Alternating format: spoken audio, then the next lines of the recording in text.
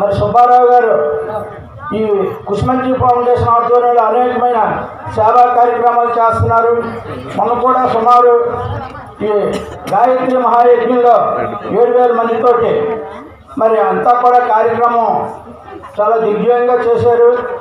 అలాగే మరి కుసుమంచి ఫౌండేషన్ ఆధ్వర్యంలో అనేక సేవా కార్యక్రమాలు పేద విద్యార్థులకు విచ్చికి మరి ఫీజు కొడుతూ, అలాగే పేదలు ఎవరైనా ఉంటే ఆర్థికంగా ఆదుకుంటూ మరి వివాహ కార్యక్రమాలే కానీ అలాంటివి ఎన్నో మరి ఈ ఫౌండేషన్ ద్వారా సుబ్బారావు గారు చేయడం మనందరికీ అభినందనీయం. మరి ఆయనకి మనందరం కూడా ధన్యవాదాలు తెలుపుతూ కుసుమంచి సుబ్బారావు గారు వ్యవస్థాపక అధ్యక్షులు మరి కుసుమంచి ఫౌండేషన్ ఆయన సందేహాన్ని తెలియపరచవలసిందిగా కోరుతున్నాం. మానవ జన్మ ఎత్తడానికి మానవుడి యొక్క సృష్టి ఏంటి? మానవత్వం. మానవత్వంతో పనిచేస్తున్నాం. మనం పుణ్యం కూడా పనిచేయలేదు. ఇక పడిపోయారు ఎట్టే ఇస్తాం. ఈ మానవుడు చూసే రెస్పాన్సిబిలిటీ మానవత్వంతో పనిచేస్తున్నాము. దీన్ని వ్యతిరేకంగా ఆలోచించే అందరూ కూడా దుర్జనులు, దానవులు. వ్యతిరేకంగా ఆలోచించేవారు దానవులు.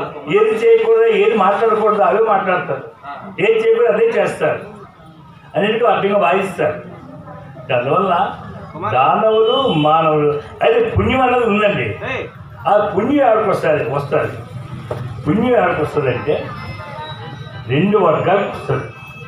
ఆ 2 వర్గాలు ఎవరయ్యా అంటే, ఒక వర్గం భగవంతుడు శరణం లేకపోతేనే అవుతుంది. భగవంతుడు తప్ప ఏం లేదు వాళ్ళకి. ఎటు చూసినా నెత్తుల్లోని పడుకుని అందరూ ఆ భగవంతుడికి ఎవరైతే శరణం అవుతారో వాళ్ళకి పుణ్యాస్తుంది. ఇంకొక వర్గం ఉంది, మానవ జన్మ చాలా ఉత్కృష్టమైన జన్మ.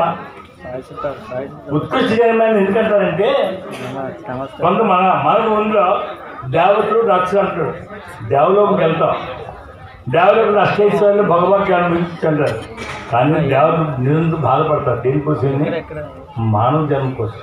ఎందుకంటే మానవ జన్మ ఎట్లుంటేనే జీవితాన్ని సార్థకం చేసుకునే అవకాశం. ఇంకో జన్మకు అవకాశం లేదు. దేవతలు కూడా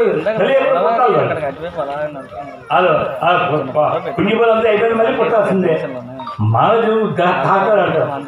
దేవతలు దేహదారులవుదురట 24 తప్పిస్తారు.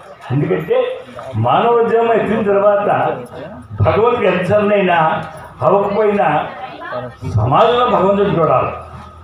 పూర్తి లైఫ్ అంతా ఏదో కార్యక్రమం కాదు, లైఫ్ అంతా సమాజం దృష్టి పెట్టాలి. వాళ్ళు కూడా పుణ్యాత్మ.